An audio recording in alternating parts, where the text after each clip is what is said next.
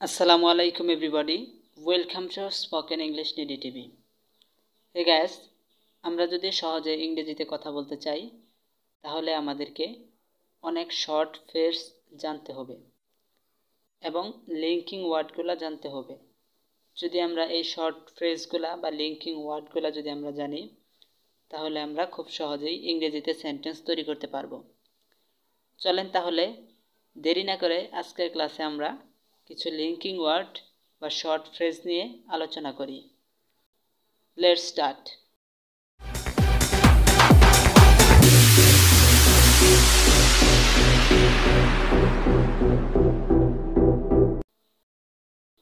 প্রথমেই হচ্ছে in the mean time. In the mean time ফ্রেজটি আপনি কোথায় ইউজ করবেন চলেন জেনে নেই। ফর এক্সাম্পল, আপনি এরকমভাবে বলতে পারেন যে আমি যাচ্ছি, এমন সময় বৃষ্টি শুরু হয়ে গেল। তাহলে এই সেন্টেন্সটি হবে I am going, in the mean time it started to rain. এছাড়াও আপনি বলতে পারেন I am playing football, in the mean time the car has come. আমি ফুটবল খেলতেছি, এমন সময় গাড়িটি আসলো। হে গ্যাস, আপনি ইন দ্য মিন টাইম এর পরিবর্তে অন টাইমও বলতে পারেন। যেমন আমি মার্কেটে যাচ্ছি, এমন সময় বাবা ফোন করেছিল। I am going to market, on time my father called me. এইভাবে আপনি লিঙ্কিং ওয়ার্ডগুলা ইউজ করে ইংরেজিতে সেন্টেন্স মেক করতে পারেন। এই লিঙ্কিং ওয়ার্ডগুলা আমাদের ইংরেজিতে বাক্য তৈরি করার ক্ষেত্রে খুবই দরকার হয়। পরবর্তী ফ্রেজটি হচ্ছে দ্যাটস ওয়াই। দ্যাটস ওয়াই এর মিনিং হচ্ছে এই কারণে। আপনি বলতে পারেন এই কারণে আমি আসিনি, that's why I have not come. এই কারণে আমি খেলব না, that's why I will not play. এই কারণে আমি তোমার সাথে কথা বলবো না, that's why I will not talk with you. এই কারণে আমি ঢাকা যাব না, that's why I will not go to Dhaka. Next phrase হলো thing is that. Thing is that এর মিনিং হচ্ছে বিষয়টা হচ্ছে। এটা আপনি এইভাবে ইউজ করতে পারেন, বিষয়টা হচ্ছে আমি এটা পারি না, thing is that I can't it.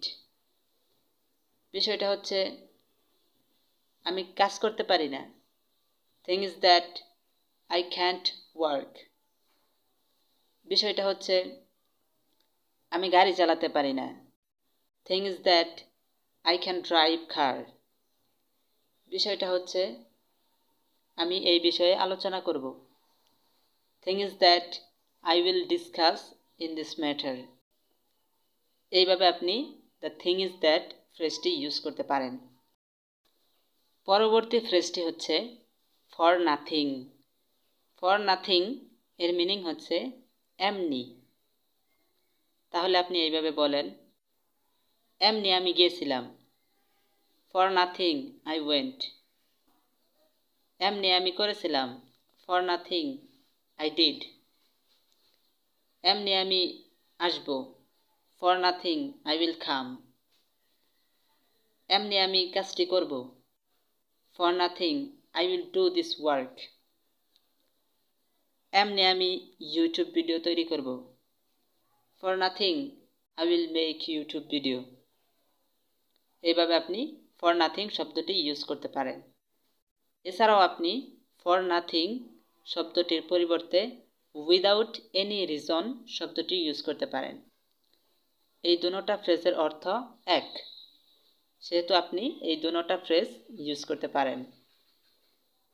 Next phrase হলো সিমস টু। সিমস টু এর মিনিং হচ্ছে মনে হচ্ছে। তাহলে আমরা এক্সাম্পলের মাধ্যমে বিষয়টা ক্লিয়ার হয়ে নেই। For example, I seems to he is good. আমার মনে হচ্ছে সে ভালো।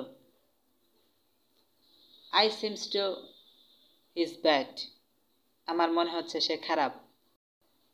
I seems to he has a girlfriend. আমার মনে হচ্ছে তার গার্লফ্রেন্ড আছে। I seems to he has a boyfriend. আমার মনে হচ্ছে তার বয়ফ্রেন্ড আছে। আমার মনে হচ্ছে সে এই বিষয়ে রাজি হবে না। I seems to he will not agree in this matter. এইভাবে আপনি seems to ফ্রেজটি দিয়ে বারবার সেন্টেন্স মেক করে প্র্যাকটিস করুন। ইনশাল্লাহ আপনি ইংরেজিতে কথা বলতে পারবেন। পরবর্তী ফ্রেজটি হলো বাট এনিওয়ে। বাট এনিওয়ে এর মিনিং হচ্ছে কিন্তু তারপরও। তাহলে আপনি এইভাবে বাট এনিওয়ে ফ্রেজটি ইউজ করতে পারেন। আমি ছাত্র, তারপরও ইনকাম করতে চাই। I am student, but anyway I want to earn money. আমি অসুস্থ, তারপরও আমি আসব। I am sick, but anyway I will come.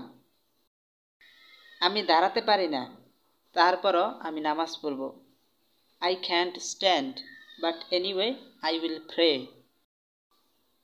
আমি তার সাথে কথা বলি না, কিন্তু তারপরও এই বিষয়ে আলোচনা করব। I don't talk with her, but anyway I will discuss in this matter. এইভাবে আপনি কথায় কথায় বাট এনিওয়ে ফ্রেজটি ইউজ করবেন। হে গাইস, এই ছিল আজকের ছোট ছোট কিছু ইংরেজি ফ্রেজ, যে ফ্রেজগুলা আপনাদের ইংরেজি শেখার ক্ষেত্রে খুবই গুরুত্বপূর্ণ। এমন কিছু ফ্রেজ নিয়ে আজকে আলোচনা করলাম। যদি আপনাদের এই ভিডিওটা ভালো লেগে থাকে অবশ্যই কমেন্টে জানাবেন। এরকম ছোট ছোট ফ্রেজ দিয়ে আমি আরও সেন্টেন্স মেক করে আপনাদের সামনে উপস্থিত করব। তো এর জন্য আপনাদের অবশ্যই কমেন্ট করতে হবে, কারণ কমেন্ট করলে আমি ইন্সপায়ার হয়ে আপনাদের জন্য আরও ভালো ভালো ফ্রেজ দিয়ে ইংরেজি সেন্টেন্স মেক করে উপস্থিত করব। তো সে পর্যন্ত সকলেই ভালো থাকেন, সুস্থ থাকেন। Take care of your health. Till then, আল্লাহ হাফেজ।